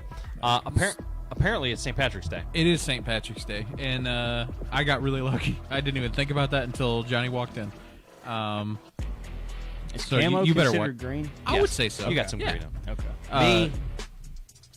Looks like I'm getting pinched. You better watch yourself, Yeah. boy. Brett Crabtree did jump in, though, when you guys were talking about Alabama specifically. He says, number one, he did say, I've been waiting until after this show to fill out my bracket. Yes. And then he says, it is Alabama, though. I wouldn't be surprised if they, quote-unquote, found a way to get him eligible. And then it says, it sounds like he was distributing more than just a basketball. Yes. Yeah. He was the team's point guard in a lot of different ways. I think he was averaging like 7 assists a game. So, I mean, that's not even counting off the court. I mean, he was averaging a double-double. Leading the country in assists. Okay, so in the break, we talked a little bit about the Tennessee Vols, who I know a lot of our listeners are very interested in your opinion. You've seen a lot of Tennessee basketball this year, which, I will say can work both ways, right? It can work for you because, as far as from a Tennessee fan standpoint, you know what they do really well. You also know where they struggle. And getting past seeing some of those struggles and where those weaknesses lie, sometimes you, as one of their bigger fans, can also be one of their biggest doubters. And I think that it's ironic because you're very much a realist when it comes to Tennessee. As big of a fan as you are, you will be the first one to tell people, pump your brakes, let's not go there. They have an interesting situation. Now, I still, for the life of me, cannot stand playing games. Now, this is just a side note kind of rant, but if we can't determine who the best 64 teams in the country are, what are we doing here? We need to do away with the playing games, in my opinion. And part of the reason why is I feel like it's unfair for the teams that have to play a team that plays in. You have kind of less time to really prepare for what you're looking at, and they're probably working on preparing for both Miami of Ohio and SMU at this point in time. But those are two very different teams in the way that they play some basketball. Either way, I'm going to hand it off to you, fine sir, and give us your perspective on the Tennessee draw here. Yeah, I mean, first glance, I really like the draw. I think Tennessee matches up really well against Miami, Ohio. I will say I'm a little scared of SMU. Boopy Miller is one of the best scorers in the ACC this season. SMU can score, and that's kind of my question. If they were to face Tennessee, can Tennessee keep up? And particularly, it's just kind of a feel thing I've noticed with Tennessee. For some reason, especially guards seem to go off against Tennessee. I just remember them watching them games throughout the year. Tyler Tanner, there against Vanderbilt at home, went off. Then in the SEC championship, Duke Miles went off. Josh Hubbard, when Tennessee played at Mississippi State, went off. So it kind of seems to be a theme that our guards have trouble, especially on-ball defending against other really good guards. So SMU is definitely the team Tennessee fans should not want to see in that first game. I'd rather see Miami, Ohio, which, fun fact, Ray Mears, late, great, legendary coach, was a Miami, Ohio alum. I learned this week. So, but, yeah, we want to face Miami, Ohio. I know they've only lost one game still. We match up way better against them. Now, Miami, Ohio has proven that they can win close games.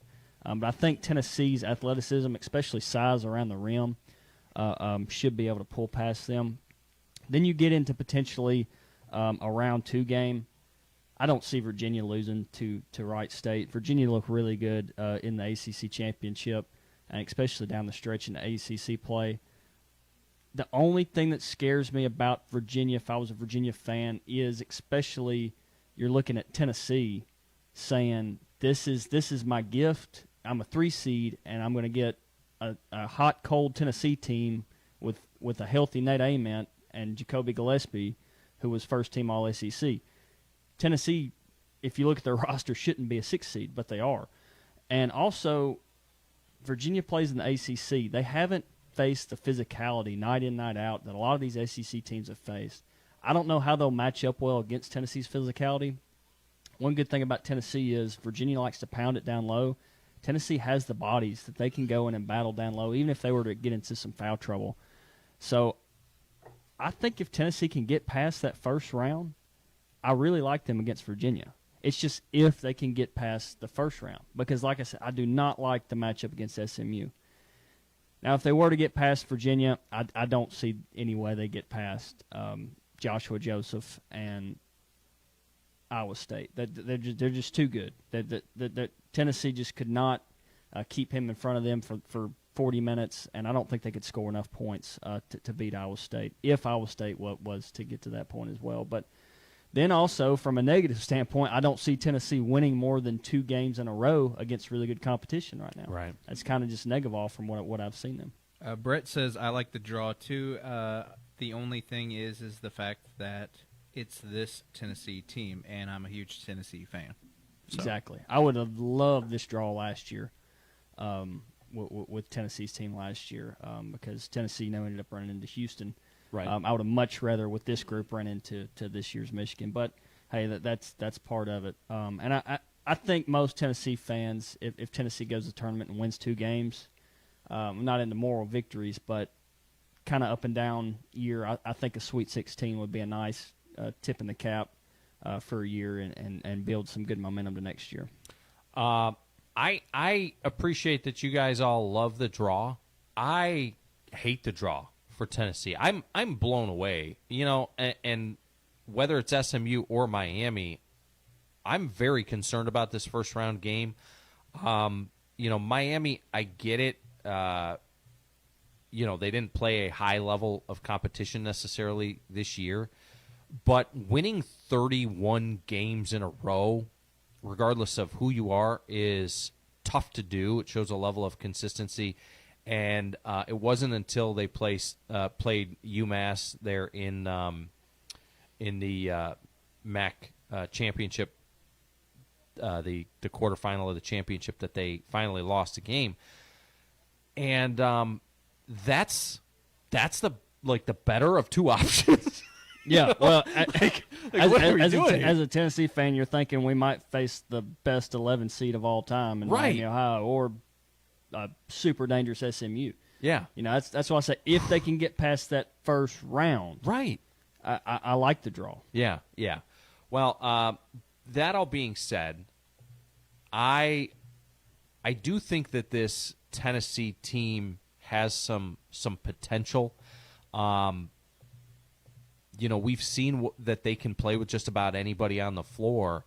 You mentioned it, though, having them play back-to-back games at a high level like that has been a challenge to this point in the season. It has. And another thing, too, and I found this last night, we really look at in March, to me, 2 things that I try to find in teams that I see is one, can you take care of the basketball?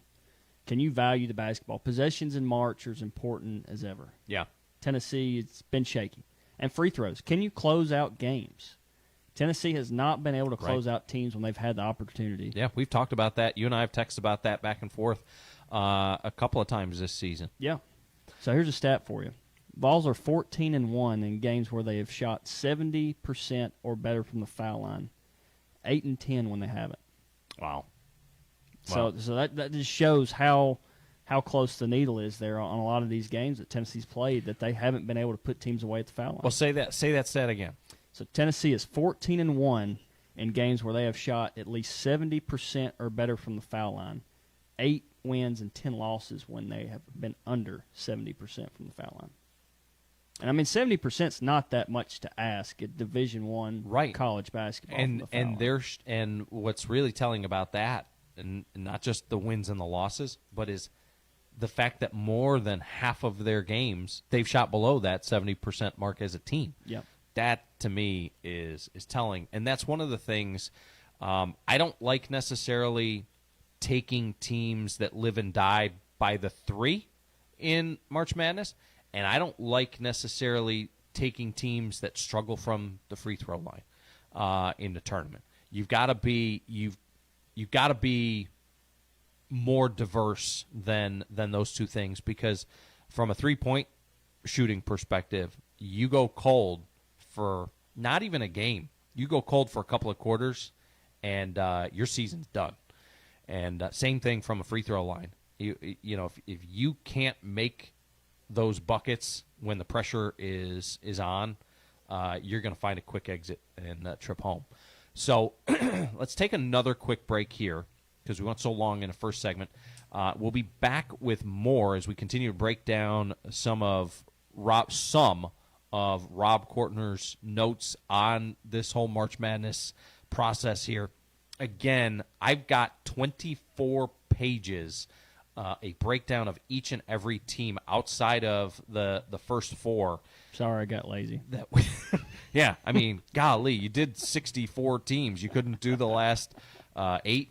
What's wrong with you?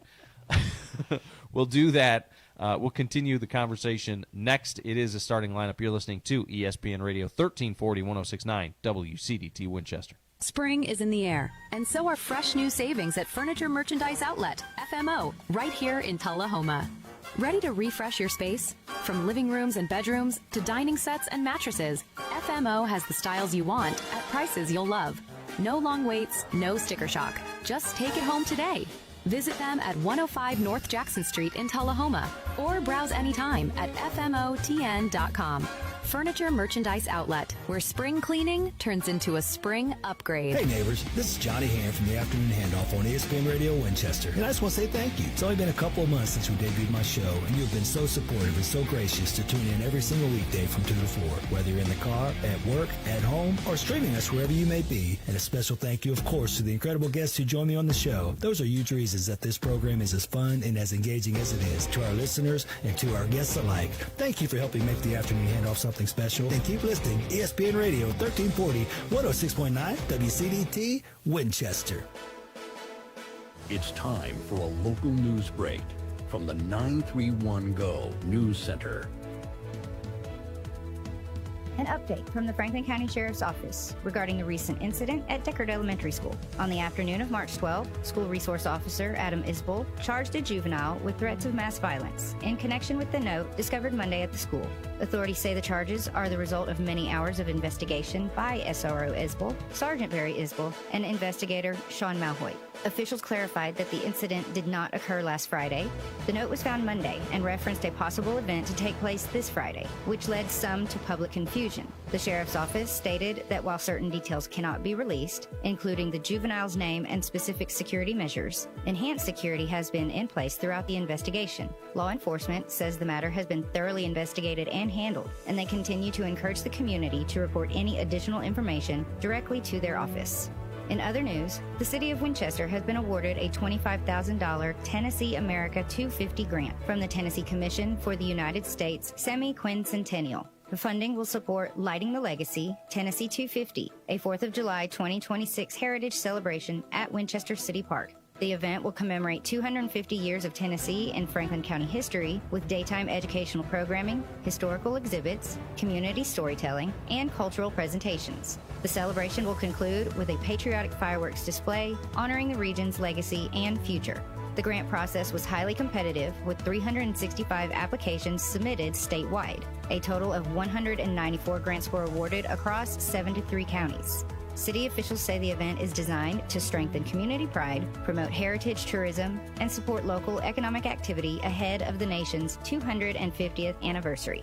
For more local updates, visit 931go.com. Stay informed and stay connected to ESPN Radio Winchester. When it comes to caring for your loved ones, choose a name you can trust. Inhabit Home Health in Winchester, located at 2068 Cowan Highway.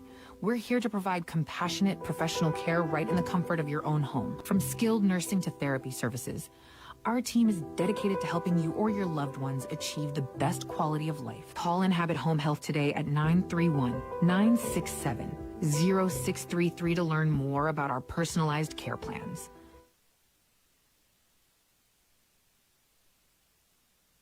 We apologize if this is your first time, but yes, unfortunately, this is normal. You're listening to the starting lineup on ESPN Radio 1340, 106.9 WCDT Winchester.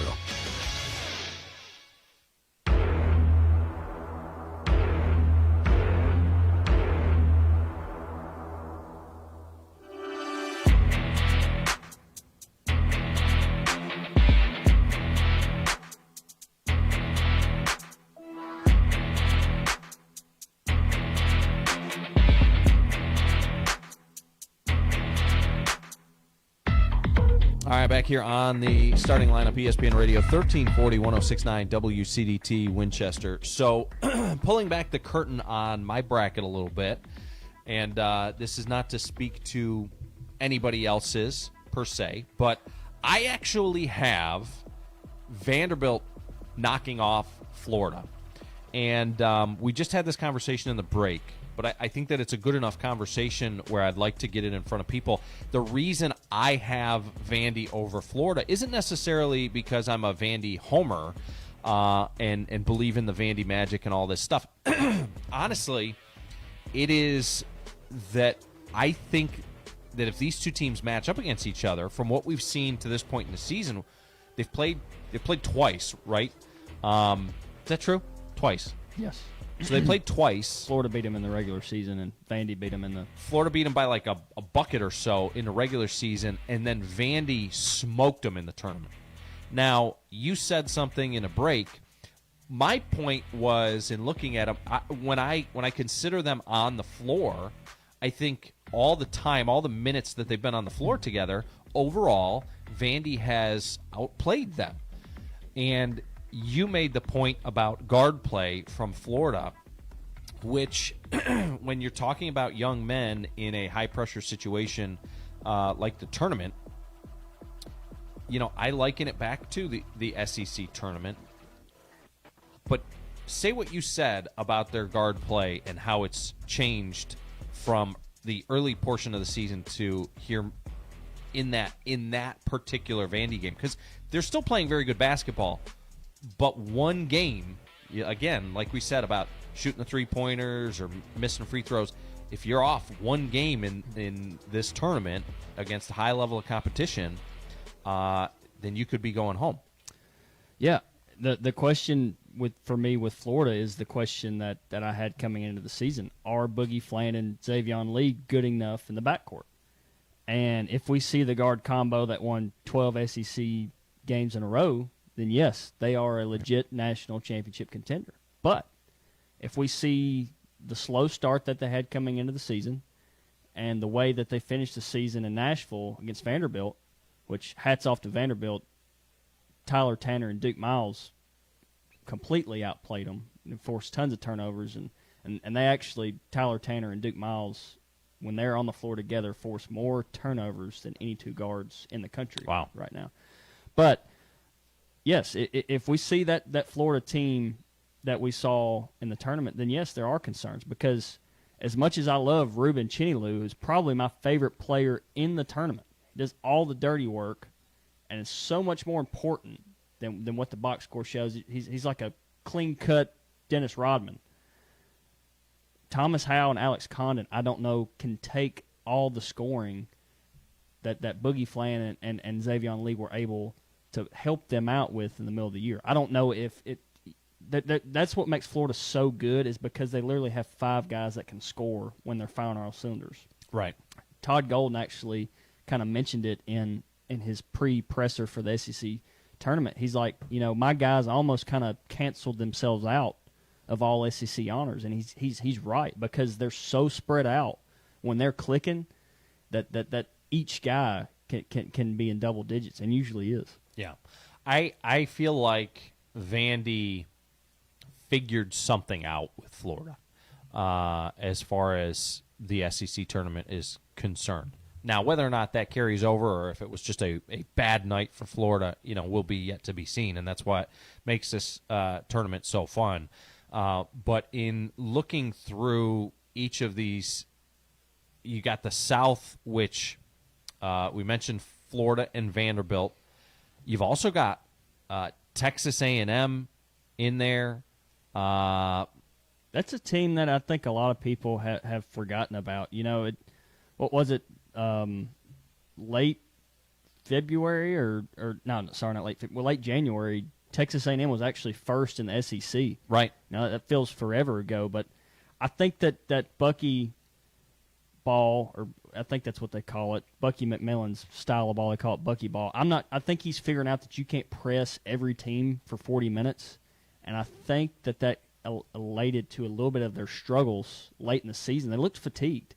I mean, when by the time they got to the SEC championship, they got killed by Oklahoma, a team that they're a lot better than. So I'm anxious to see, though, St. Mary's is their first matchup. Probably hasn't seen an athletic team press them like A&M's going to be able to do. I'm anxious to see how St. Mary's takes that press. Yeah. But in the South, we've got 3 SEC teams, and in the Midwest, we've got 4 SEC teams, as opposed to the East has none. Yeah. Now, my question for you is, out of the South and the Midwest, if you were to put a number on it, the fact that there's 7 SEC teams in those 2 sections of the bracket combined, how many do you think we're going to see make it out of those combined sections of the bracket? Because I've only got 1. I think the only 2 teams in the South and the Midwest that even have a fighting chance of getting to the Elite 8 or potentially even the Final Four are Florida and Vanderbilt. Yeah. Unfortunately, they're going to have to play each other. Right. I don't think Tennessee has a shot to get that far. I don't think Alabama has a shot to get that far. I personally have A&M getting beat the first game. And then the other SEC options you have are for Arkansas, Missouri in the West. And unfortunately for Arkansas, I really like the way that they're playing right now. I think Darius Acuff is playing as good as any freshman in the country. But if you get past Wisconsin in the second round, you get rewarded with Arizona. Well, and that brings us to the West, which is really the last area that we have yet to talk about. We talked about the South a little bit. We talked about the Midwest a little bit with Alabama and Tennessee. We've talked about the tough road that Duke absolutely got the shaft on the draw. But when you look at the West and the path that the opportunity that Arizona has coming out of the West, there is a reason why so many experts have Arizona as the champion, and a lot of that goes to the draw. Yeah, I mean, to me, the way it's set up, if Arizona doesn't make the Final Four, it's a huge disappointment. I'll be shocked. I think they should have that expectation anyway, as good of a team they are, but especially when they got the draw, they're like, man, this not should be easy, but they're significantly better than every team in their bracket. If they have a weakness, I haven't found it. To me, the Bradley-Burries backcourt duo is deadly. It checks the boxes that you want for guard play in March. Koa down low, and then I keep bringing him up, I guess because he's got a little bit of my heart with him. Tobe Awaka, the former Tennessee transfer, he just does it all. He was the 6th man of the year in the Big 12. They check so many boxes that you look for in a team to cut the nets down. And as you said, you throw in their draw, I think they would be extremely disappointed. I think their floor is the Final Four. Yeah. Well, as far as that region of the bracket, who do you think is the biggest threat to them? I mean, the natural response would maybe be Gonzaga or Purdue, but from your point of view, who do you think maybe challenges them the most? If there's a team that they don't want to see, or if there's a game that you think they match up that they're going to have to go through that might be the toughest matchup out of their region, which one do you see? I think that the Arkansas game is kind of sneaky. I think they'll get past that game because I don't think Arkansas has enough down low. But it is a game you got to watch because Darius Acuff and DJ Wagner are tremendous guards for Arkansas, and they can score a lot of points. So I'm not going to say that's their toughest, but I think that's a game that they could be looking ahead right there. But I think their toughest team that they will face is Gonzaga. When we think Gonzaga, we think of a team that usually scoring a lot of points. This team actually, I think, is Mark Few's best defensive teams, and Mark Few's one of the best coaches out there. His teams always play fundamental basketball. They rank top 10 in every defensive stat and top 20 in all the minor defensive categories. I think they're a team that could match Arizona's physicality and potentially give them problems. Very good.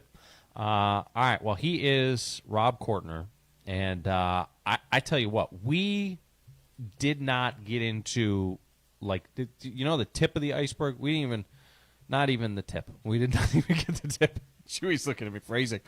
Not even. We're going to post the article over there at 931go.com.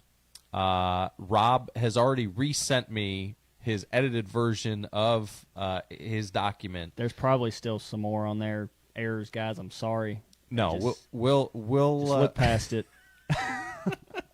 You told me that you were up till past 4 a.m, and I know that you were because I received the email at 4:50 a.m. Putting this thing together. And if that's not commitment, I don't know what is. So do not, I repeat, do not fill out your bracket prior to, or at least if you have filled it out, don't finalize it. Don't let it rest until you go through and look through some of his notes. There might be one little golden nugget in there that helps you change your mind on a game, and that could be the difference between coming in second to me and coming in the back of the pack. Because you're not going to beat me. That's a given. But you may have a chance at second place. And all right, I just bold words from you, Abraham. Listen, just is what it is. We'll see. All right. When does March Madness end? When does it end? When does it end? I think it's like the first Monday in April. Oh, okay. So it's like April 6th. Yeah, this is going to be fun. Yeah. Yeah. So it'll be me bragging for the next 2.5 weeks about how I'm kicking all the crap out of y'all, and that just is what it's going to be. Well, and I do want to add too on those notes, and I put it in the very first paragraph. Yeah. I'm not saying pick, and I tried not to say who I picked in a lot of these matchups on the notes, but you probably, if I did favor one team, you're probably better leaning the other way. But as I said, I did just want to throw a few notes together and just kind of share some information on these teams for everybody to kind of enjoy while they're picking out their brackets. Handsome Rob's, what would this be called? Robotology. Robtology? Bracket. Rob's bracket breakdown. Rob's bracketology. Bracketology. I like it. Something like that. We'll come up with a cool name for it. I don't know. We'll brainstorm it. It's pretty insane, pretty intense. But it'll be a great resource for anybody, even if they're not even playing March Madness, just to get an in-depth look at some of these teams. Yeah, no, you're gonna see this thing and you're gonna be like, okay, I can go undefeated. I can win that $1 million from ESPN or whatever it is now. All right, brother. Well, great job by you. I appreciate it, and again, listeners, I encourage you to be on the lookout for Rob's breakdown, his bracket breakdown, which we will have posted here in the next little bit.